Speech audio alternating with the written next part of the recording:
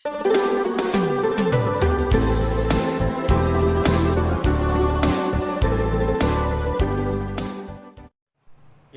baik, selamat pagi semuanya.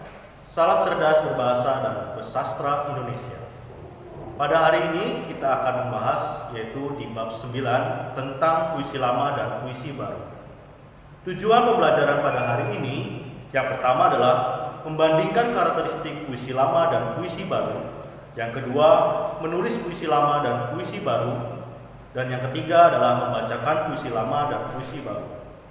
Karakter yang dikembangkan dalam pelajaran hari ini yaitu pertama, responsif, yaitu siswa mampu bertindak cepat terhadap keadaan tertentu di masyarakat.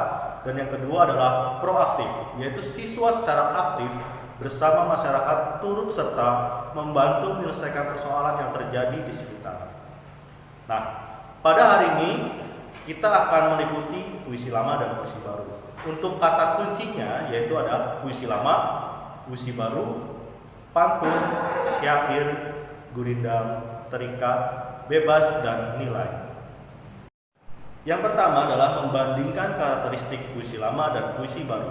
Sebelum kita masuk ke perbandingannya, kita harus mengetahui arti dari puisi lama, yaitu merupakan jenis puisi yang terikat oleh berbagai ketentuan seperti jumlah larik setiap bait, jumlah suku kata, dan pada setiap barik ataupun pola rimanya. Di samping ini kalian bisa melihat skema dari puisi lama.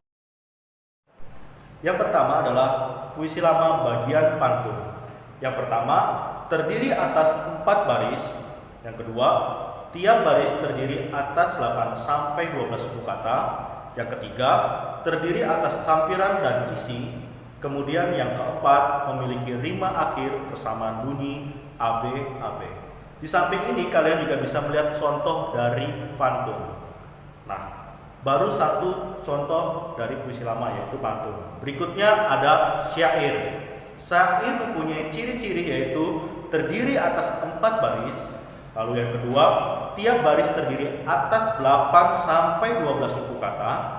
Dan yang ketiga adalah memiliki rima akhir persamaan bunyi A, dan A. Nah, di samping ini juga kalian bisa melihat contoh dari syair. Sama halnya seperti yang tadi, yaitu contoh dari pantun. Nah, yang ketiga bagian dari puisi lama ada gurindam. Gurindam terdiri atas 2 baris yang berirama. Baris pertama umumnya berupa sebab, sedangkan baris kedua merupakan jawaban atau dugaan. Nah, di sini juga kalian bisa melihat contoh dari gurindam. Seperti itu.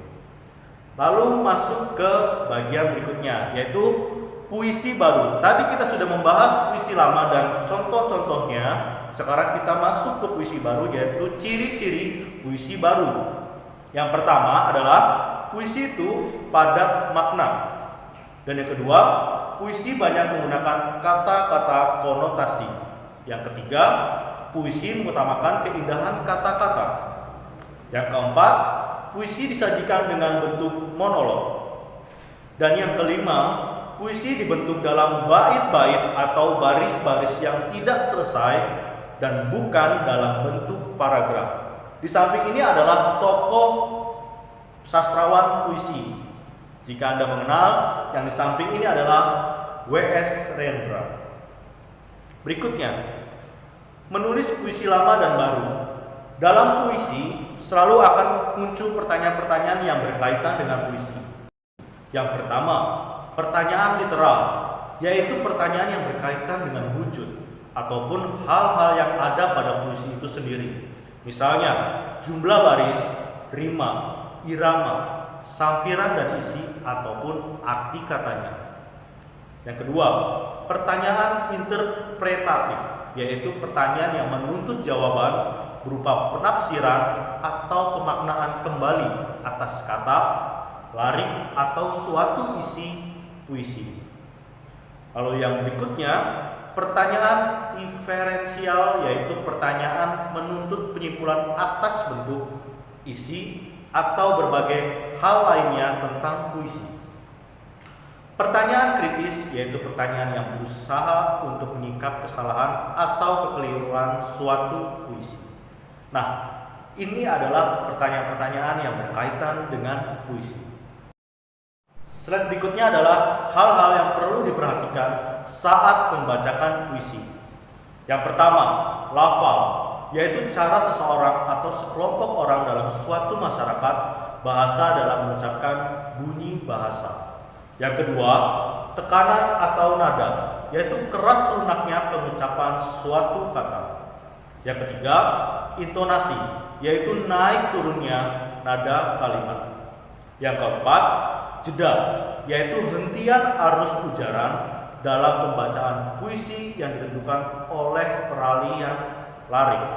Yang kelima, ekspresi, yaitu cara mengungkapkan gagasan, maksud, ataupun perasaan dengan gerak anggota badan atau air muka.